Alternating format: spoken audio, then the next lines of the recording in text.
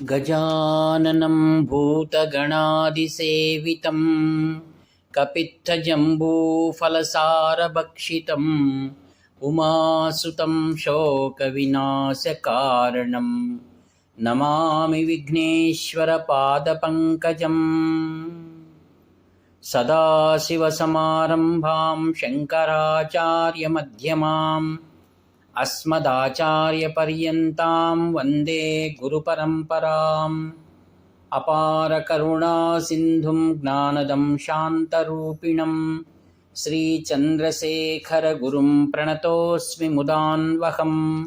देवे देहे च देशे च भक्त्यारोग्यसुखप्रदं बुधपामरसंसेव्यं तं श्रीजयेन्द्रं नमाम्यहम्। नमामः शङ्करान् वाक्यविजयेन्द्रसरस्वतीं श्रीगुरुं शिष्टमार्गानुनेतारं सन्मतिप्रदं श्रीसत्यचन्द्रशेखरेन्द्रसरस्वतीस्वामिने नमः।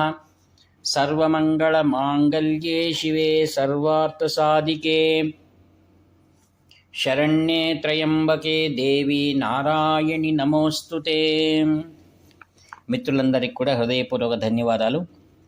శ్రీ కాంచి కామకోటి పీఠాధిపతులు జగద్గురు శ్రీ చంద్రశేఖరేంద్ర సరస్వతి స్వాముల వారి ఉపన్యాసములు 1937 వారు వివరించినటువంటి ఉపన్యాసాల మాలికను శ్రీయుతులు వేలూరు రంగధామ నాయుడు, వీరు హైదరాబాద్ వారు, వీరు వాటిని తెలుగున తర్జుమా చేశారు.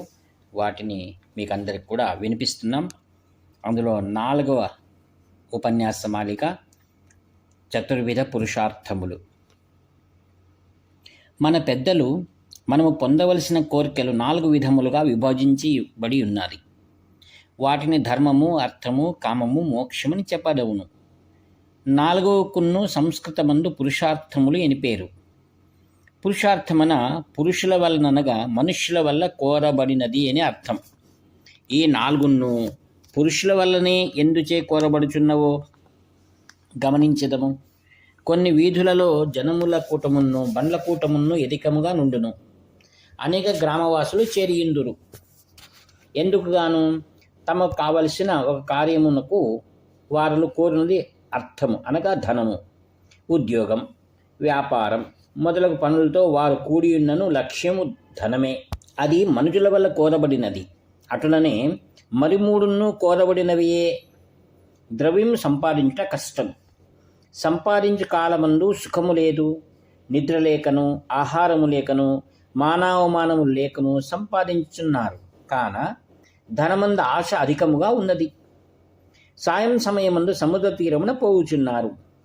ధనము కొరకు కాదు, విలాసార్థమే వెళ్ళుచున్నారు. అది ఒక పురుషార్థమే. తిరుపతి కొండపై రేయింబగలు 56 దేశ ప్రజలను చూడనగును. అచ్చటికి ధర్మ నిమిత్తమై పోవుచున్నారు. తిరువళ్ళవ నాయనారు మొదలగు అనేక పెద్దలు శైవులైనను వైదిక మతమును అనుసరించిన వారే. వారు ఏ భాషలో వ్రాసి ఉన్నను పురుషార్థములను 4 విధములుగా విభజించి ఉన్నారు. తిరుపతికి సెలవు చేసుకొనుచు కష్టపడుచు పోవుట ధర్మ నిమిత్తమని చెప్పి తిని. తిరువణ్ణామలైలో శేషాద్రి స్వాములను ఒక మహనీయులుండిరి. ఇప్పుడు రమణస్వాములున్నారు. కాశీయందు భాస్కరానందులను ఒక పెద్దలుండెడి. కుంభకోణమందు మౌనస్వాములుండిరి. వారు రెప్పవాల్చినది లేదు, నిద్రించినది లేదు, చలించినది లేదు. భక్తులు కొన్ని ఆహారముల నోటియందు ఉంచుదురు. 2-3 దినములు అచ్చటనే అది ఉండును. వెనక దానిని తీసివైచి నోటిని శుభ్రపరిచి వేరు ఆహారం ఉంచుదురు. ఇటువంటి వారు మోక్ష పదవిని పొందినవారు. తమకు అది కావలవినని ఆశ పొంది మనుష్యులు వారి ఎడల భక్తి చేయుచున్నారు. పూర్వము 1008 శివాలయం ఉండెను. ఇప్పుడు సుమారు 200 ఉన్నవి. వాటి దర్శనార్థమై యాత్రకు పోవుచున్నారు. మోక్షేచ్ఛే దానికి కారణము. నాటకశాలలు, వస్తు ప్రదర్శనములు మొదలైన స్థలములకు పోవుట విలాసార్థమునకు. అచ్చట అనుభవించినది విలాసమే, అది తక్షణమే మాయమవును. పెద్దల సేవ, నూతి నిర్మాణము, దాన ధర్మములు చేయుట మొదలైనవి ధర్మము. ఆత్మనిష్ట, యోగము మొదలైనవి మోక్షమునకు సాధనములు. ఇతర మతములలో పురుషార్థములను ఇట్లు విభజించలేదు. బౌద్ధము మొదలగు వానిలో పురుషార్థములు ఇట్లు విభాగింపబడలేదు. ఇటువంటి పురుషార్థములలో ఎల్లరూ ఒప్పుకోవలసినవై ద్రవ్యమును విలాసము. వాటిని అక్కర్లేదని చెప్పువారు లేరు. ధర్మమును మోక్షమును కొందరు ఒప్పుకొందురు, కొందరు ఒప్పుకొనరు. 20 ఏండ్లకు పై 40 ఏండ్ల వరకు ధర్మమందు ప్రవృత్తి ఉండదు. 18 ఏండ్లు లోపుగానున్నవారు ఆలయమునకు పోవాలని ఇష్టపడుదురు. దానికి కారణము తల్లి ఎడల ఇండు ప్రేమ. తల్లులకు ధర్మమందు ప్రేమ అధికం. వారితో కూడి అందునెడల చిన్నపిల్లలుగా ఉండినప్పుడు దేవుని ఎడల భయభక్తియును పెద్దలెడ గౌరవమును ఉండును. 16 ఏండ్లు వచ్చిన ఎడల తన కుమారుడైనను స్నేహితునిగా భావించవలెను. అనగా వారిని అధికారము చేయకూడదు. 16 ఏండ్లు రాగానే వారు ఆలోచించి ఆరంభింతురు. తల్లిదండ్రుల నెడ ప్రేమ కొద్ది కొద్దిగా తగ్గును.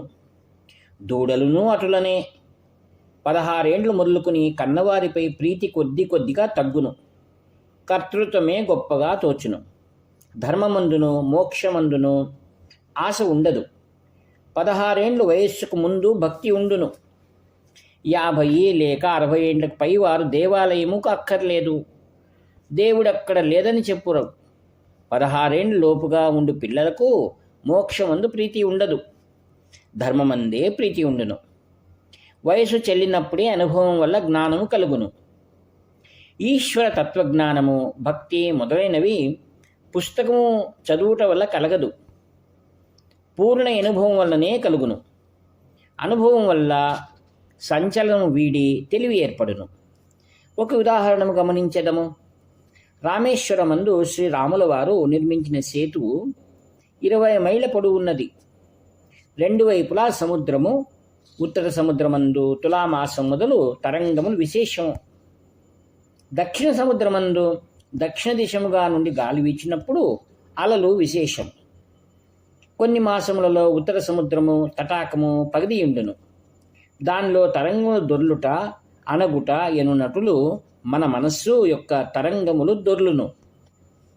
ధనమునకును విలాసమునకును కాలమైన 16 ఏండ్ల వయస్సు మొదలు 50 ఏండ్ల వయస్సు పర్యంతము గొప్ప తరంగములు ఊచు అనుభవం పొంది ఎటుపై శాంతి ఏర్పడును.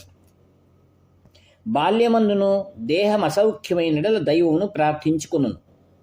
అటుపై యోగ్యుడుగా యుండుటకై ప్రతిజ్ఞ చేసుకును. అయితే దేహము సౌఖ్యమైన పిమ్మట పూర్వం వలె నడుచుటకు ఆరంభము చేయగలడు. ఈ తరంగము వల్ల యోపిక యున్ను శాంతియున్ను ఏర్పడదు. రామేశ్వరమందు అగ్నితీర్థమన్నది సముద్రంలో ఒక భాగం. అచ్చట తరంగములు లేవు. అడుగున నుండి రౌతు కనపడదు. ఈ విధముగా మనసు శాంతముందిననే బుద్ధి తేటపడును. వినయము తెలివి ఇచ్చును. క్రోధ సమయమున తెలివి ఉండనేరదు. వయస్సు ముదిరిన కాలమందు వినయము గౌరవం వచ్చును. అప్పుడున్ను కొందరికే కలుగును. మాతృభక్తి, పితృభక్తి, ఆచార్యభక్తి కలవారలకు అవి కలుగునని శాస్త్రము చెప్పుచున్నది. ఒక పెద్దలు వచ్చినట్లు అనుకుంటాము. వారి యొక్క గుణం ఆశ్చర్యముగా నుండెను. తల్లి, తండ్రి, గురువు మూరును కలవారి వలె మీరు ఉన్నారని వారిని చూచి ఒకరు చెప్పిరి. తల్లి ఆజ్ఞానుసారము, తండ్రి ఆజ్ఞానుసారము, గురువు ఆజ్ఞానుసారము నడుచుచూ వచ్చిన వారు గుణమందు శ్రేష్ఠులగుతున్న తాత్పర్యము. ఎట్టివానికైనా ఒక గురువు ఉండే తీరవలెను. ఎవరైనను సులభముగా జ్ఞానమును ప్రవేశింపచేసియుందురు. తల్లిదండ్రులు ఎల్లరకును గలరు. ఆ విధమైన గురువును, తల్లిని, తండ్రిని గల ఒక్కొక్కడును గుణమందు శ్రేష్ఠుడనుట పొసగదు. తల్లి, తండ్రి, గురువు కలిగి ఉన్న మాత్రము జాలదు. తల్లి వల్ల మొదటి సన్మార్గమందు అలవాటు పడి వెనక తండ్రికి ఒప్పగించబడి, వారి వల్ల సన్మార్గమందు అలవాటు పడి సద్గురుని వడ ఒప్పగించబడి వారి వల్ల నేర్పింపబడవలెను. ఈ కాలమందు తల్లిదండ్రుల శిక్షయే లేదు. చిన్న వయస్సుననే చదువుటకు పిల్లలను వేరు స్థలములకు పంపుచున్నారు. గురునీడ భక్తి లేదు. ఉపాధ్యాయులు వేతనం కొనుట చేత సేవకుల వలె పిల్లలు వారిని భావించుచున్నారు. పూర్వము గురుభక్తి అధికముగా నుండెను. ఏ శాస్త్రం అభ్యసించినా వారలున్నో గురుసేవ చేసి ఉండిరి. ఈ కాలమందు అవి అన్నీ పోయి గౌరవము లేక తాను తలంచినదే సరి అని తలంపు కలుగుచున్నది. అనుభోగులను అడిగి తెలుసుకుందామని తలంపు కలగవలెను. అట్లు తెలుసుకుని మార్గములలో ఒకటి వాదము అనబడును. వాదము మొదలైన 3 మార్గములకు మొత్తముగా కథ అని పేరు. వాదము, జల్పము, వితండమన్నవి మనకు తెలియని ఒక విషయమును తెలుసుకొనకై పరులతో మాట్లాడుట వాదము. ఈ కాలమునందు ఇది అపార్థముగా ఉపయోగింపబడుచున్నది. జల్పమనున్నది ఇతరులు చెప్పునది తప్పిదమని చూపి తాను చెప్పునదే సిద్ధాంతపరచుచున్నది. వితండమన్నది ఇతరులు ఏది చెప్పినను అది తప్పు అని చూపుటకు చెప్పునది. అది పాపమైన కార్యము. అనుభవమైనది వయస్సు ముదిరిన వారికే ఏర్పడదగినది. ఆ కాలముందుననే తెలివి ఏర్పడును. అటులా తెలివి కలిగిన వారు సద్విషయములను బాలులకు బోధింతురు. ఇప్పుడు ఉన్నటువంటి పద్ధతులు మిక్కిలి తగ్గిపోయినవి. దేవాలయములకు పోవువారి కన్నా సముద్ర తీరమునకు పోవువారే అధికము. వయస్సు మీరినను సద్విషయములలో ప్రవర్తించి వారు తగ్గుతూనే ఉన్నారు. కనుక ధర్మముండుటకు స్థానము లేక తత్తరించుచున్నది. మోక్షమనున్నది ఈశ్వర చరణములను అందుకొనుట. ధర్మమందును మోక్షమందును ప్రీతి అనుభవముచే కలుగును. అర్థమందును కామమందును భిన్నతనమునందు ప్రీతి కలుగును. మనుష్యులు ధర్మార్థ కామమోక్షములు 4 ఒక్కొక్క దశయందు కోరుచున్నారు. అర్థమును కామము నక్కర్లేనందానికి దవికిచిన ఎడల ధర్మము సాధ్యము కానిరదు. ధర్మము లేని ఎడల మోక్షము దుర్లభమైనది. కావున ధనము ముఖ్యమొకటి చేతనే తరంగములచే కూడిన సముద్రమును దాటుతూ ద్రవ్యమును వెదుగు అని చెప్పిరి. ఇట్లు చెప్పుట వయస్సును నిర్దేశించే. ఒక్కొక్క వర్ణమునకును ఒక్కొక్క వృత్తి ముఖ్యం. బ్రాహ్మణులు కర్మానుష్ఠానములలో తప్పకూడదు. కర్మానుష్ఠానములు మోక్ష ఇచ్ఛను కలుగుజేయును. మోక్షమందు ప్రీతి గలవారును ధనమును కామమును నిరాదరణ చేయకూడదు. వాటిని ఉదాసీనము చేసిన ఎడల ప్రపంచము నిందించును. లోక నింద ధర్మము చేయుట సాధ్యము కాకుండా చేయును. కనుక ధర్మార్థ కామ మోక్షము 4 ముఖ్యం. 4 శ్రేష్టమైనది మోక్షము. దానికి ఆధారము ధర్మము. దానికి అవశ్యము ధనము. అది విలాసమునిచ్చును. పురుషార్థములలో శ్రేష్టమైన మోక్షం కరుణానిధి అయిన ఇందుశేఖరుని అనుగ్రహం వల్ల కలుగును. మనము బయట తిరుగునప్పుడును మన గృహ విషయమైన తలంపే ఉన్నవారమై ఉన్నాము. అటులనే ఏ పని చేసినను మోక్షమైన ఇంటిని తలుచుచుంటివేని అది కలుగును. ఈశ్వర చరణమే మనను గట్టు చేర్చును. దాన్ని పట్టుకొన వలన దలంచుచున్నాను. నేను చెప్పునది యుచితమైనదా అని యోచించి యుచితమని తోచిన ఎడల అనేక నిర్బంధ కార్యములున్నప్పటికీ భగవంతుని ధ్యానించుము. ఇట్లు వ్యాఖ్యాత నివర్తి నాగభూషణ శర్మ 7483229249. హరహర శంకర జై జయ శంకర. హరహర శంకర జై జయ శంకర. హరహర శంకర జై జయ శంకర.